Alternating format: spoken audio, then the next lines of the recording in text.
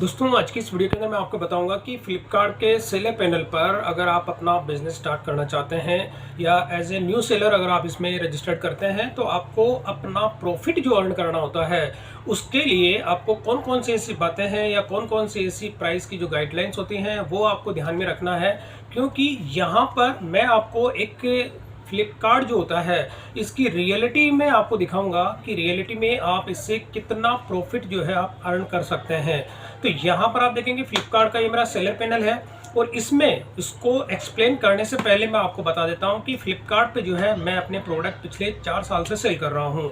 और यहाँ पर मेरी जो स्ट्रेटजी रहती है, मैं क्या करता हूँ, जैसे 20,000 का मैंने कोई माल जो है परचेज किया तो 20,000 का कोई माल अगर मैं परचेज करता हूं तो उसको मैं सेल करता हूं फ्लिपकार्ट पे 1 लाख रुपए का। तो 1 लाख का जब मैंने सेल किया और सेल करने पर और प्रोडक्ट मेरे सेल भी होते हैं, ऐसा नहीं है कि प्रोडक्ट मेरे सेल नहीं हो रहे हैं, तो इसमें मेरा प्रॉफिट कितना हुआ एग्जैक्ट मैं आपको बताऊं तो 8 से 10,000 रुपये वो मैक्सिमम मैं यहाँ पे दिखा रहा हूँ आपको।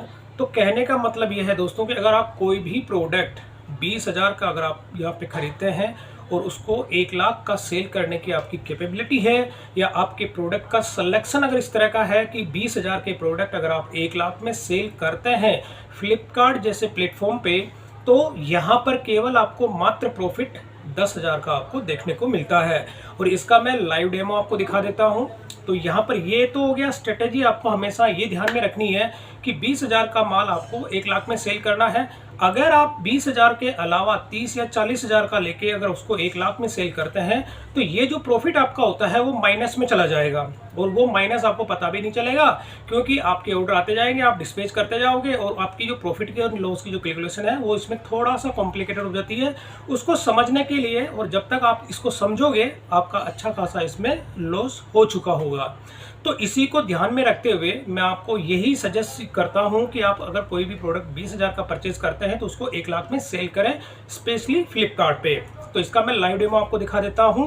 तो यहाँ पर ये मेरा फ्लिपकार्ट का जो है सेलर पैनल है और इसमें मैं अपने प्रीवियस मंथ यानी आप देखेंगे ये जुलाई का चल रहा है तो जून मंथ की मैं आपको सेल दिखाता हूँ कि जून मंथ के अंदर मेरी सेल कितनी हुई और उसके साथ ही फ्लिपकार्ट ने जो मुझे पेमेंट मेरे बैंक अकाउंट जो अकाउंट में सेटल हुआ वो कितना हुआ और इसके साथ ही फ्लिपकार्ट ने मेरे से उस मंथ में कितना इनवॉइस यानी फ्लिपकार्ट के जो चार्जेस होते हैं वो कितने मेरे इसमें से सेलर पैनल में से डिडक्ट किया गया।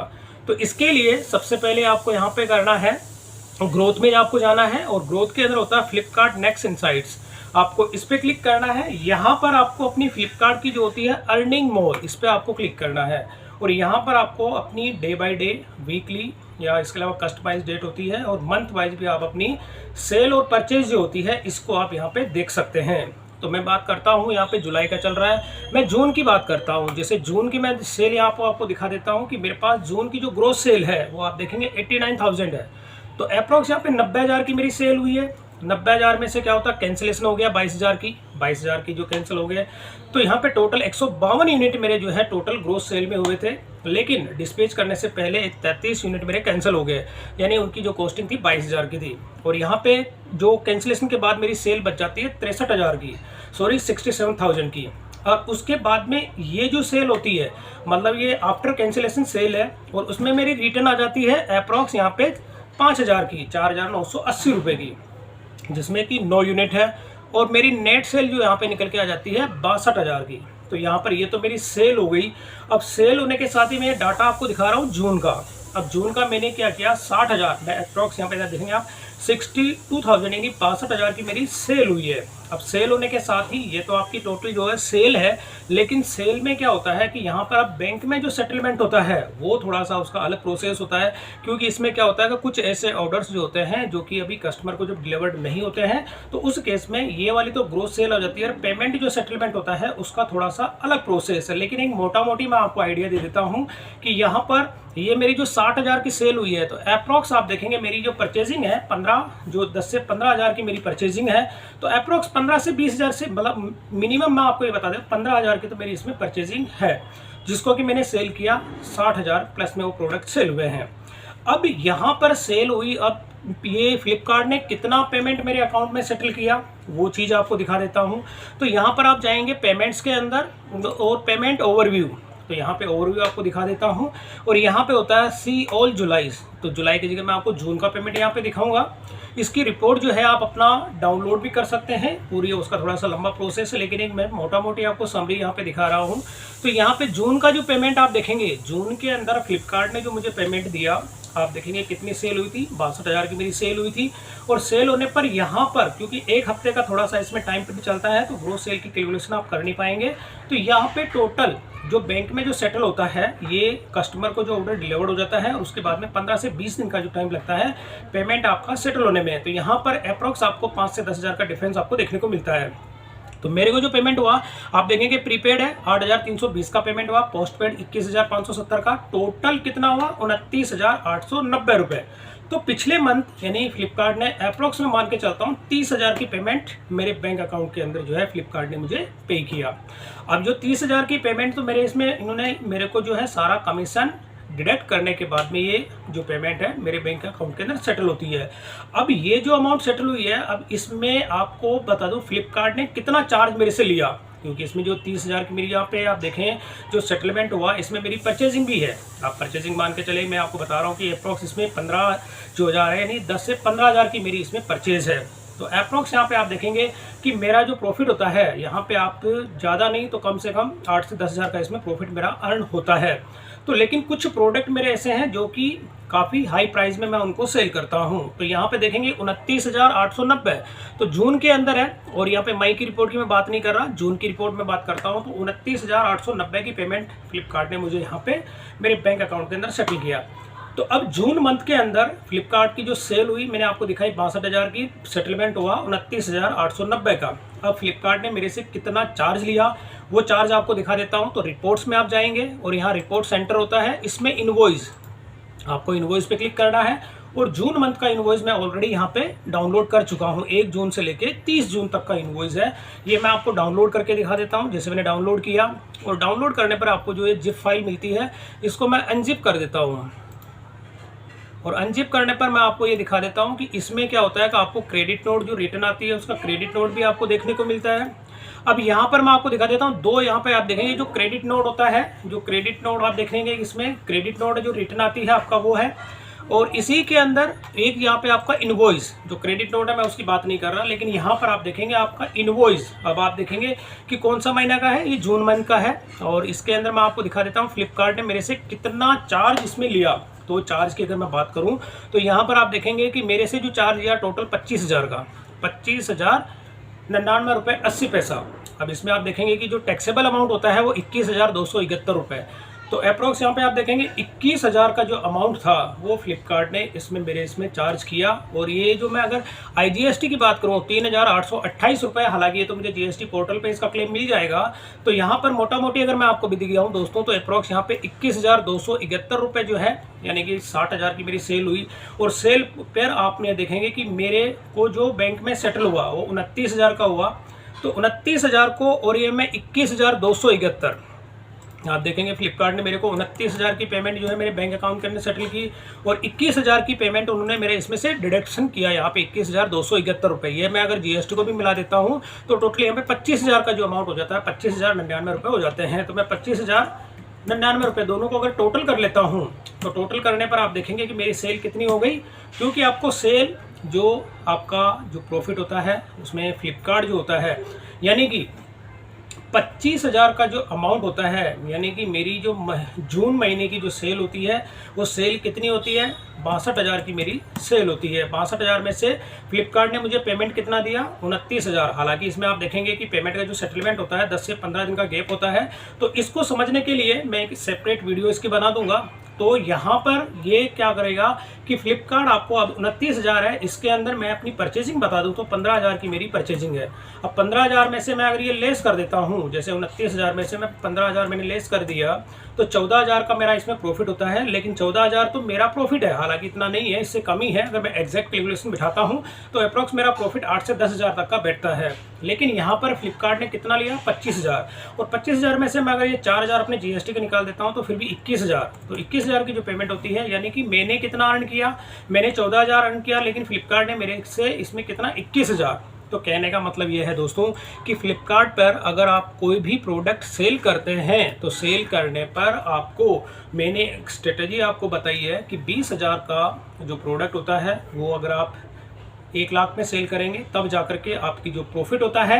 अब यहाँ पे मैंने एक मोटा मोटी आपको आइडिया दिया है, क्योंकि यहाँ पर आप देखेंगे कि मेरा जो प्रॉफिट होता है अप्रॉक्स आप देखेंगे 62,000 की सेल में भी मैं अभी यहाँ पे 1 लाख तक का जो है, मतलब वो अप्रॉक्स 90,000 की सेल मैंने दिखाई थी ग्रोस सेल। अब ग्रोस सेल के अंदर आप देखेंगे मेरा प्रॉफिट अभी 14,000 का था, लेकिन एग्जैक्ट प्रॉफिट अगर मैं आपको दिखाऊंगा तो यहाँ पे 8 से 10,000 तक का मेरा प्रॉफिट होगा, क्योंकि मेरी ग्रोस सेल अप्रॉक्स 90,000 है। तो यहाँ पर अगर मैंने आपको जो बताया था, जो स्ट्रेटेजी मैंने आपको बताई थी, यहाँ पर ये वाली क्योंकि 20,000 का कोई प्रोडक्ट आप सेल करेंगे, 1 लाख का अगर आप उसको सेल करते हैं तो आपका नेट प्रॉफिट 10,000 का इसमें होता है।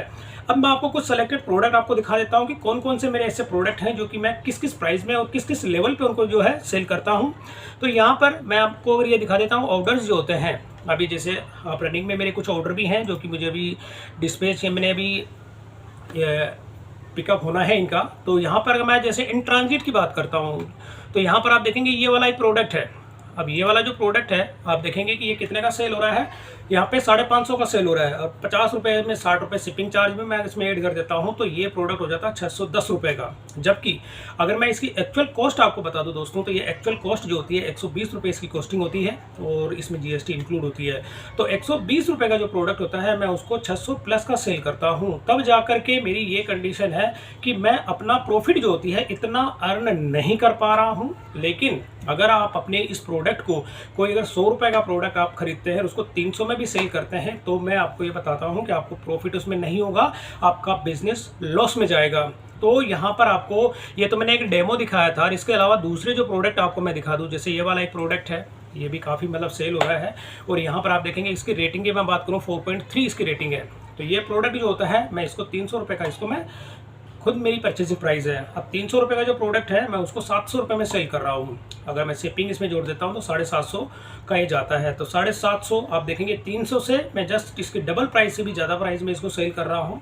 और इसमें जो मेरा प्रॉफिट होता है, इसमें केवल मात्र मेरे को 100 रुपये का प्रॉफिट इसमें देखने को मिलता है। अगर वो भी रिटर्न आ जाता है तो रिटर्न में मेरा प्रॉफिट भी लॉस में कन्वर्ट हो जाता है।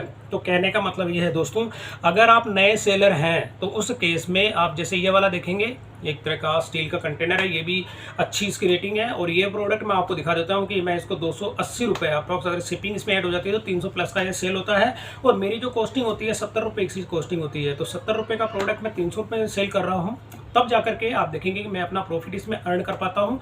अगर मैं अपनी स्ट्रेटजी को इतना रखूँ कि 2 से 3 गुना प्राइस में अगर मैं सेल करूँगा, तो दोस्तों मैं आप दावे के साथ कह सकता हूँ कि आप फ्लिपकार्ट पर अपना प्रॉफिट कभी भी अर्न नहीं कर पाएंगे।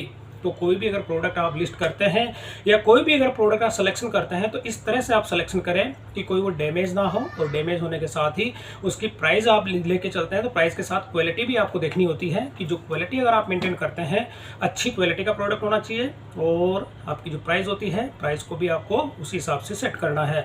कोई अगर बढ़िया क्वालिटी का प्रोडक्ट आपका होता है, वो कॉस्टली प्रोडक्ट है, तो कॉस्टली जो अगर प्रोडक्ट होता है तो उसको आप हाई प्राइस में भी सेल कर सकते हैं। जैसे फॉर एग्जांपल मैं आपको एक प्रोडक्ट दिखा देता हूँ जो काफ़ी बेस्ट क्वालिटी का प्रोडक्ट है। आप देखेंगे स्टेनलेस स्टील के, ये मिल्क के मेजरिंग है जो कि प्योर स्टील के हैं। अब स्टील में क्या होता है, इनमें ये रस्ट प्रूफ है, जंग नहीं लगती है इनके अंदर। और ये 3 का सेट है। आप देखेंगे कि मैं 3 का सेट ये सेल कर रहा हूँ फ्लिपकार्ट पे। और अगर मैं तीनों की अगर प्राइस की बात करूँ तो ये वाला जो मिल्क मेजरिंग जो होती है, या मिल्क के अलावा ऑयल का आप ले सकते हैं, कुछ भी ले सकते हैं, ये मेरी जो कॉस्टिंग होती है अप्रॉक्स इनको तीनों प्रोडक्ट को अगर मिला के मेरी जो प्रोडक्ट ये इसमें कॉस्ट हो जाती है 650 रुपये, 600 से 650 रुपये मैक्सिमम। अगर मैं मान के चलो तो 700 रुपये का प्रोडक्ट होता है। तो 700 रुपये का जो प्रोडक्ट है उसको आप देखेंगे मैं कितने का सेल कर रहा हूँ, 1950 का। तो अप्रॉक्स शिपिंग इसमें ऐड हो जाती है तो आप देखेंगे 2000 का ये सेल होता है। लेकिन यहाँ पे शिपिंग फ्री हो जाती है तो यहाँ पर 1950 का ये सेल हो रहा है। तो इसमें जो मेरा प्रॉफिट होता है अप्रॉक्स आप देखेंगे जब कस्टमर को ये सक्सेसफुली डिलीवर्ड हो जाता है तो मेरे को 600 से 700 रुपये का जो प्रॉफिट इसमें देखने को मिलता है। तो दोस्तों कभी भी मैं आपको जो समझाना चाह रहा हूँ या जो कहना चाह रहा हूँ वही कहना चाह रहा हूँ कि कोई भी अगर प्रोडक्ट आप फ्लिपकार्ट पर लिस्ट करते हैं तो उसकी प्राइस को 20,000 आपको यानी 20,000 का मतलब ये हो गया कि अगर आप 200 रुपये का जो प्रोडक्ट आप अगर इसमें खरीदते हैं तो उसको आप 1,000 में सेल करें। अगर आप 1,000 से कम में सेल करेंगे तो आपका बिजनेस 100% लॉस में जाएगा, स्पेशली फ्लिपकार्ट के केस में। बाकी दूसरे भी और भी प्लेटफॉर्म है जैसे अमेजोन और मीशो भी है, उसमें तो थोड़ा सा यही प्रोडक्ट मैं उन प्लेटफॉर्म पे जो है लमसम इससे थोड़ा सा, लेकिन फ्लिपकार्ट के बनस्पत इनसे कम रेट में मैं उनको सेल करता हूँ। तो दोस्तों ये एक थोड़ी सी प्राइस से रिलेटेड, और फ्लिपकार्ट में अगर आपको अपना प्रॉफिट अच्छा अर्न करके रखना है तो अपनी जो प्रोडक्ट आप लिस्ट करते हैं उनकी प्राइस को, अब मैंने आपको बता दिया कि अप्रॉक्स 200 का प्रोडक्ट आप 1000 में सेल करेंगे, तब जाकर के आप उसमें अपना प्रॉफिट अर्न कर पाएंगे। और अगर उससे कम प्राइस में अगर आप सेल करते हैं तो आप कभी भी अपना प्रॉफिट अर्न नहीं कर पाएंगे। और ये रियलिटी में मैं आपको सारी चीज़ें दिखाई है, अगर आप देखेंगे तो ये जो मेरे जितने प्रोडक्ट हैं ये मैंने आपको सब अभी भी ये फ्लिपकार्ट पे लाइव है, और ये प्राइस मैं आपको दिखा रहा हूँ। ये प्राइस भी अगर आप देखेंगे, इस प्रोडक्ट को अगर सर्च करेंगे तो आपको यही प्राइस देखने को मिलेगी। तो दोस्तों वीडियो पसंद आई तो इसे लाइक और शेयर जरूर करें, और मेरे चैनल को सब्सक्राइब करना ना भूलें।